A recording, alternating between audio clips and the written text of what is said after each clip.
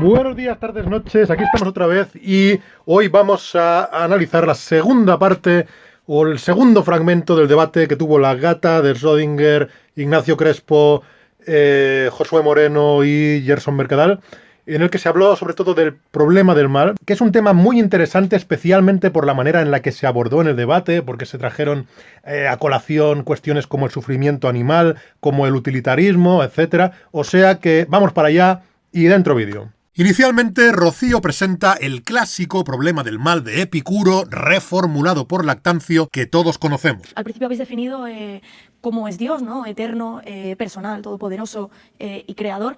Entiendo que en esa definición está que es bueno en su esencia, ¿no? Que es perfectamente bueno, podemos decirlo. Y yo creo que hay incompatibilidades en el mundo que vemos que son muy difíciles de explicar con la idea de ese Dios, de esa definición de Dios.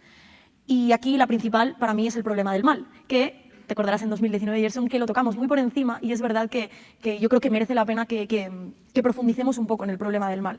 Porque yo la anterior vez mencioné a Epicuro, ¿no? El principio de Epicuro, ¿no? Que supongo que la mayoría lo conoceréis, ¿no? Si Dios quiere prevenir el mal pero no es capaz, entonces no es omnipotente. Si es capaz pero no desea hacerlo, es malévolo. Es capaz y desea hacerlo, entonces ¿de dónde surge el mal?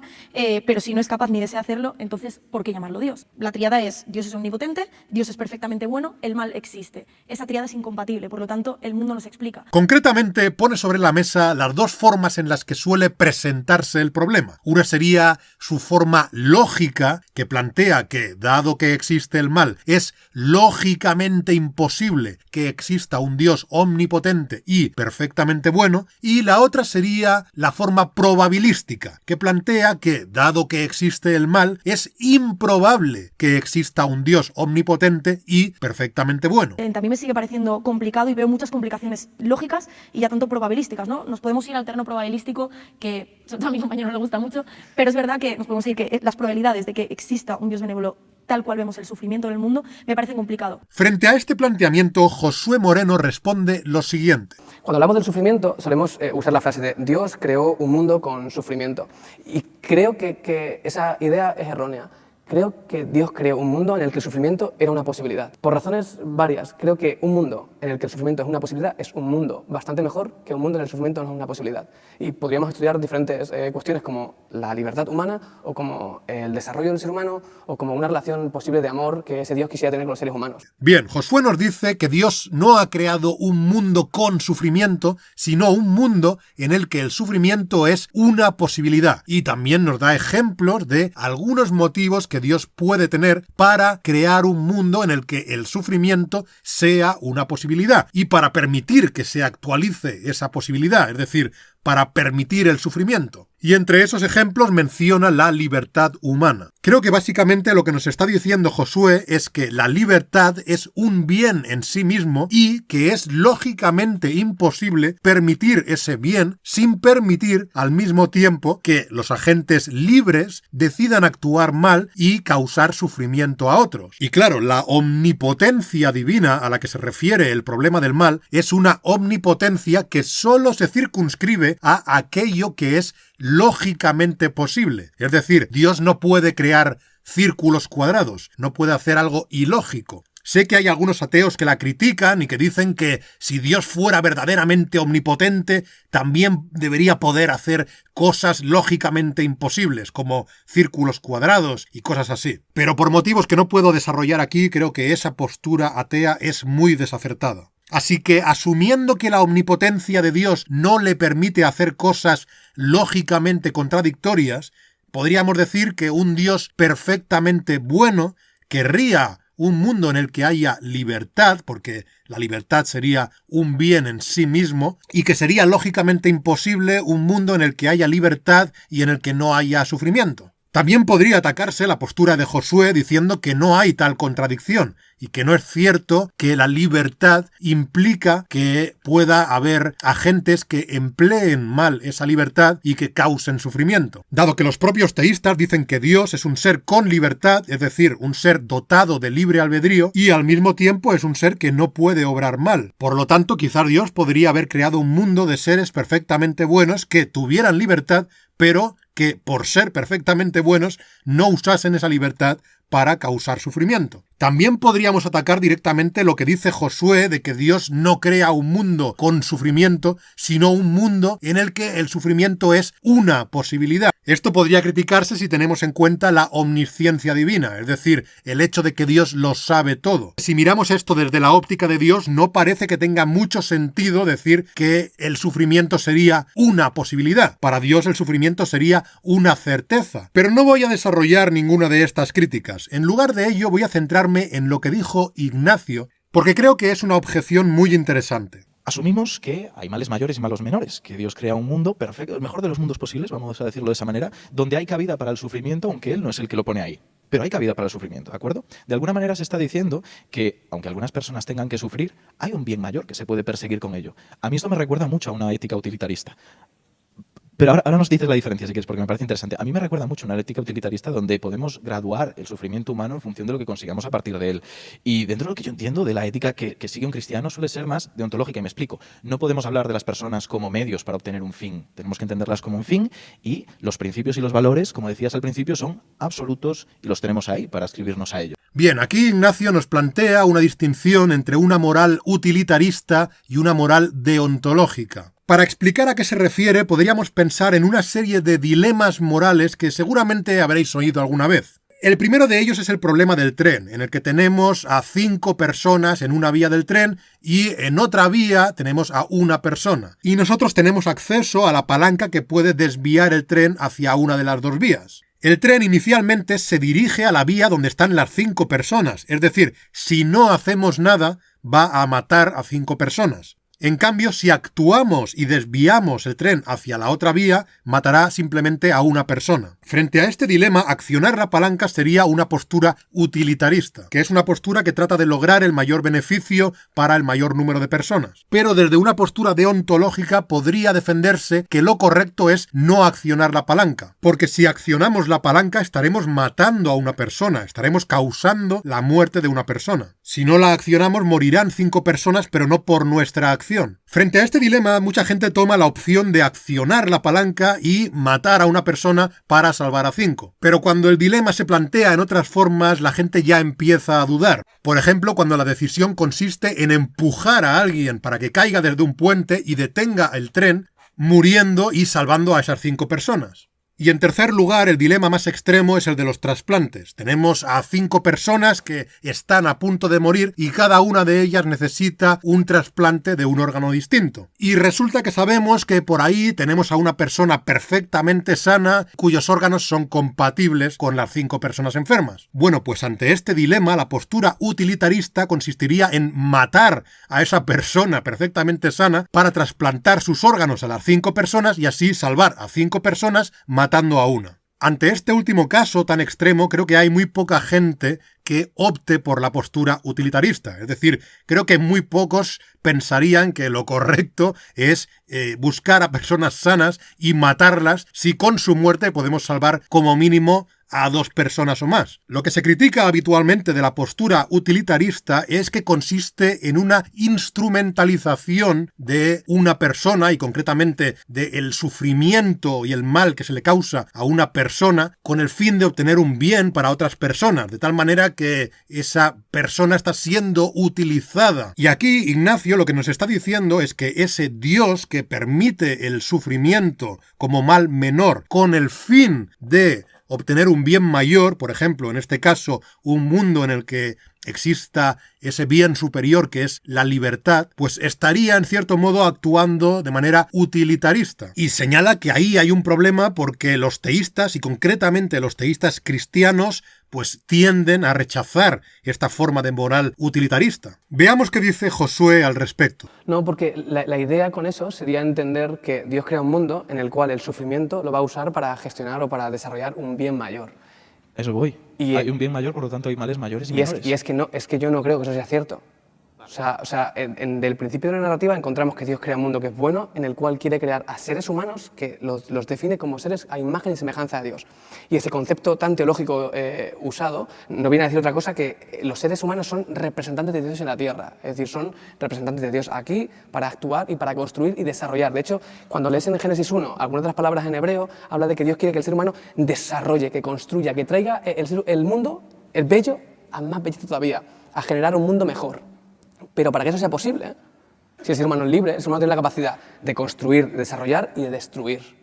Por lo cual, que ese ser humano decida unirse a una rebelión en contra de este Dios bueno, no es que Dios crea un mundo en el cual el sufrimiento va a traer desarrollo y un bien mayor, sino que Dios crea un mundo en el que el sufrimiento es posible porque Dios quiere una relación personal con el ser humano.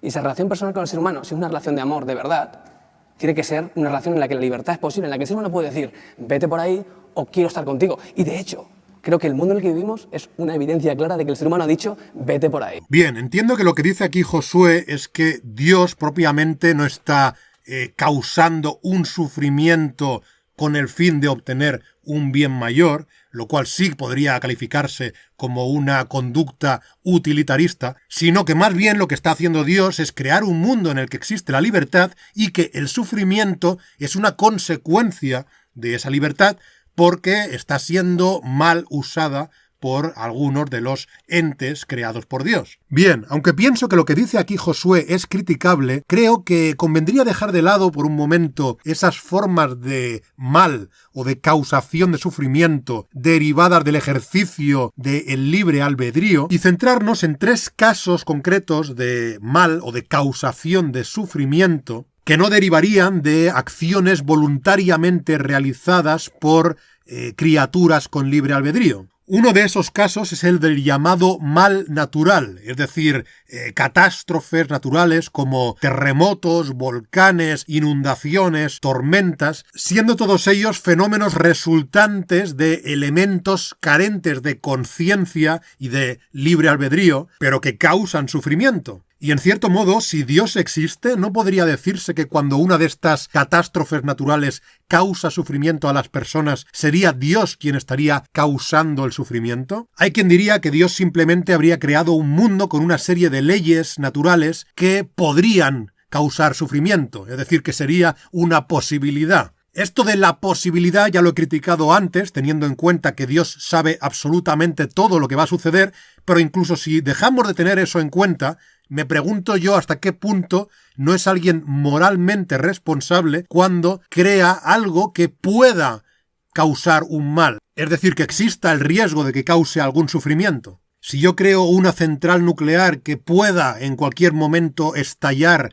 causando montones de muertes, ¿no sería yo responsable en la medida en la que he estimado probable que tal cosa suceda respecto a esas muertes que pueda ocasionar el accidente nuclear? ¿Y no parece lógicamente imposible crear un universo en el que no haya volcanes o tormentas o este tipo de fenómenos que causan un enorme sufrimiento a las personas? En principio, Dios podría haber creado un universo en el que solamente las acciones voluntarias de los agentes con libre albedrío puedan causar sufrimiento, sin necesidad de incluir, además, fenómenos naturales inconscientes que también causen sufrimiento. Otra manera de resolver el problema del mal natural podría ser la que emplea Alvin Plantinga, que plantea la posibilidad de que esas catástrofes naturales sean causadas por demonios, es decir, por ciertos agentes invisibles dotados también de libre albedrío, convirtiendo así el mal natural en otra forma de mal moral, de manera que pueda seguir empleándose la justificación del libre albedrío. Esta posibilidad planteada por Plantinga podría ser útil frente al problema estrictamente lógico del mal, ya que no podemos demostrar que sea lógicamente imposible que existan esos demonios. Pero creo que sería una respuesta muy pobre al problema probabilístico, porque siempre podríamos emplear la navaja de Occam para argumentar que es mucho más sencillo y parsimonioso asumir que no estamos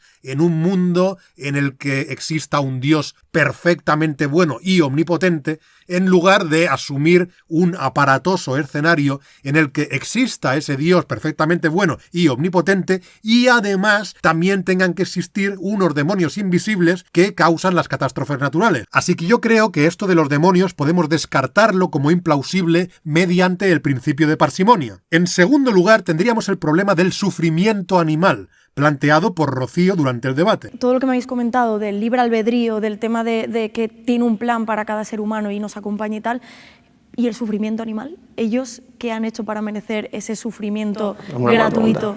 Que hay un plan también para Dios, porque se supone que es para los seres racionales, los seres humanos. ¿Cómo explicamos, pues, que haya tantos animales a lo largo de la historia y antes de que estuviera el ser humano sufriendo de forma gratuita? Y esto es lo que responde Josué.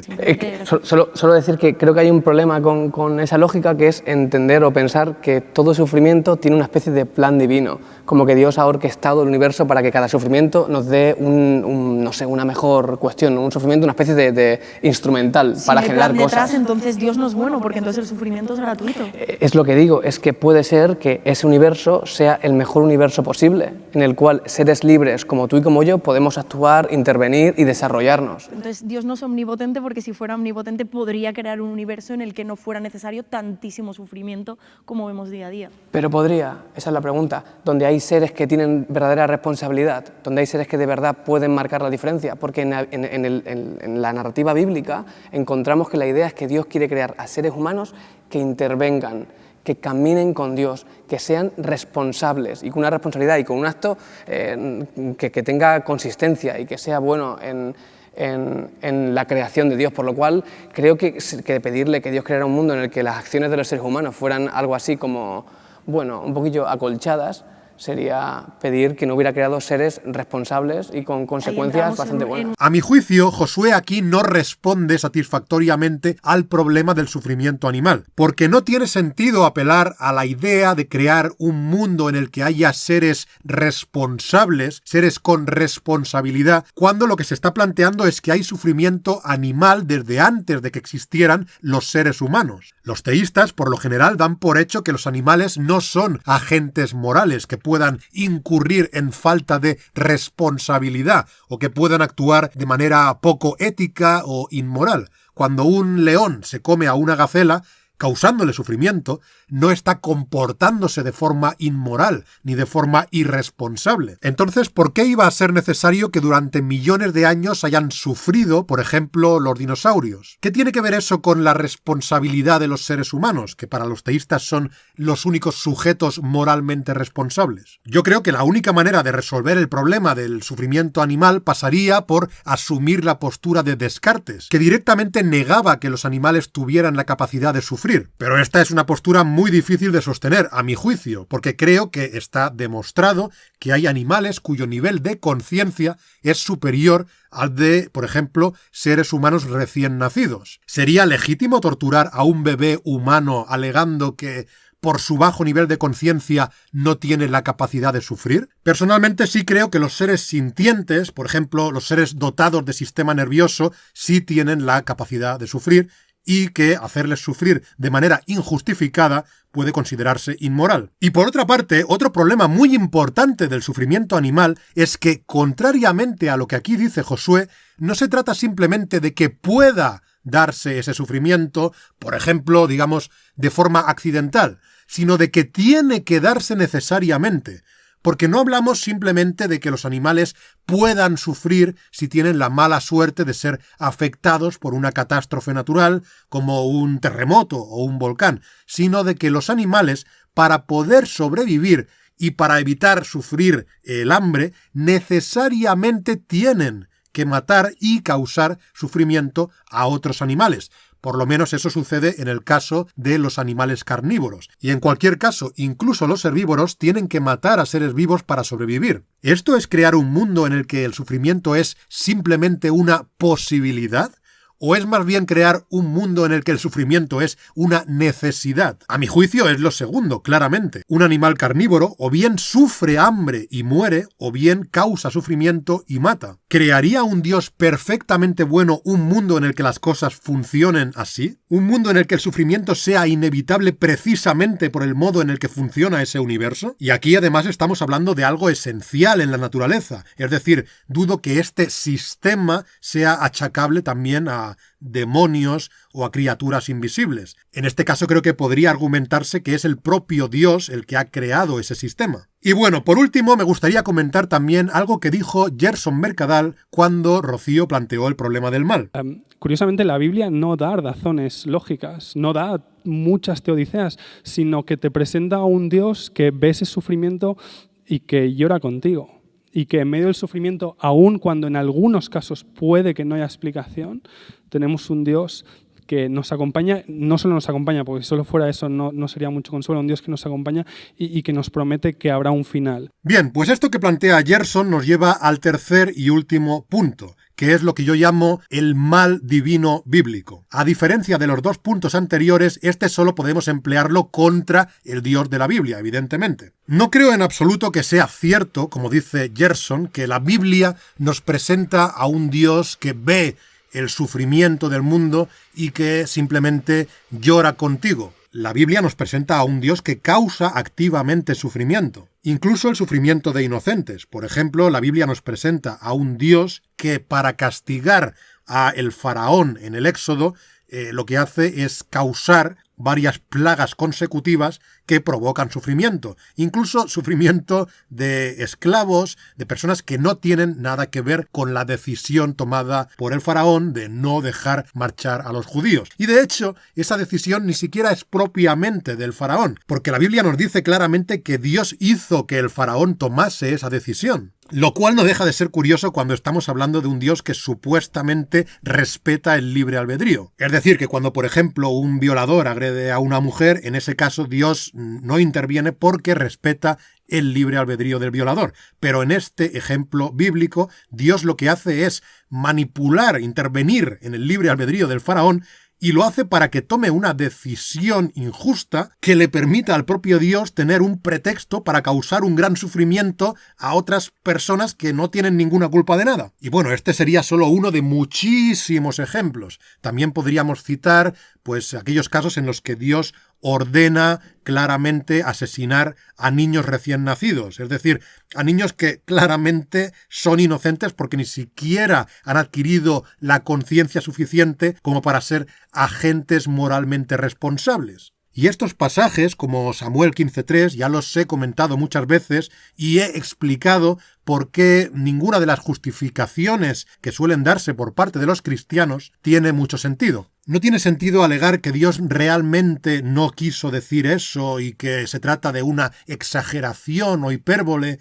que estamos malinterpretando. Porque el texto es extremadamente claro y los apologistas como Paul Copan no pueden darnos ejemplos de nada remotamente similar en la antigüedad a alguien dando la orden de matar a recién nacidos no queriendo que realmente se maten recién nacidos. Tampoco sirve alegar que no se les estaría haciendo ningún daño a esos recién nacidos porque irían directamente al cielo o algo así, a menos que los cristianos pretendan quedarse sin argumentos morales para oponerse, por ejemplo, al aborto. Y además la propia Biblia ya deja bien claro que vivir una vida larga es algo bueno y vivir una vida corta es algo malo. Por lo tanto, la propia Biblia ya nos está diciendo que si se mata a un recién nacido, se le está haciendo algo malo, se está haciendo que viva una vida más corta. Y si este ejemplo nos sirve, tenemos otro ejemplo muy claro en el que Dios causaría un sufrimiento prolongado y la muerte a un recién nacido. Me refiero al caso del hijo de David, a quien por cierto se le causa ese sufrimiento prolongado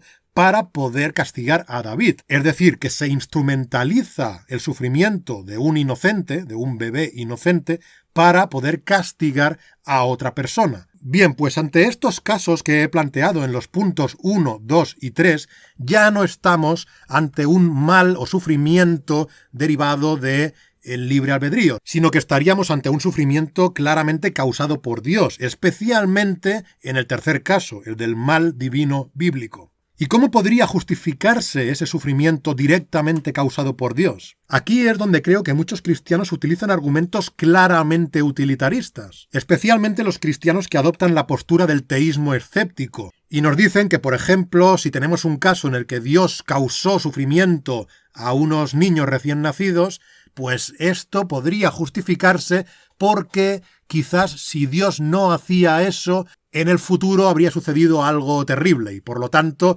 Dios tenía que instrumentalizar el sufrimiento de esos niños para evitar ese mal mayor en el futuro. Y claro, como nosotros no somos omniscientes, no podemos descartar esa posibilidad. Solo Dios conoce el futuro. Pues bien, como digo, este sí sería un Dios claramente utilitarista. Así que creo que frente a este tipo de casos el argumento de Ignacio es perfectamente válido. Por último, es cierto que alguien podría decir, bueno, ¿y qué pasa con el utilitarismo?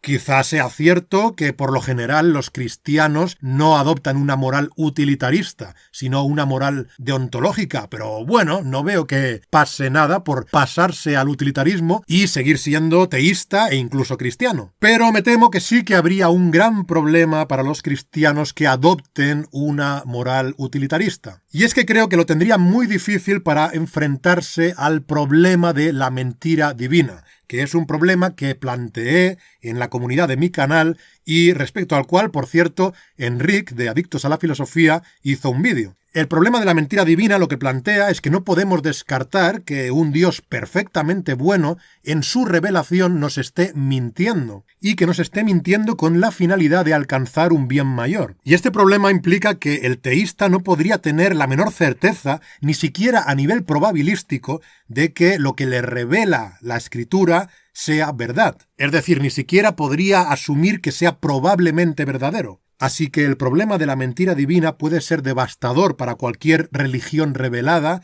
y concretamente para el cristianismo. Alguien que adopte un sistema moral deontológico podría decir que mentir está mal siempre y que no puede haber ninguna justificación para ello. Igual que matar está mal siempre y no puede haber ninguna justificación para ello. Así que alguien con un sistema moral deontológico podría decir que es imposible que Dios esté mintiendo en la revelación. Pero alguien con un sistema moral utilitarista no podría decir tal cosa, porque no podría descartar que Dios tuviera un buen motivo para estar mintiendo. Igual que nos dice que no podemos descartar que Dios tenga un buen motivo para matar a recién nacidos o para ordenar matar a recién nacidos. Bien, esto ha sido todo por hoy. Espero que os haya interesado el vídeo y que me digáis lo que pensáis en los comentarios. Nada más que decir, hasta la próxima.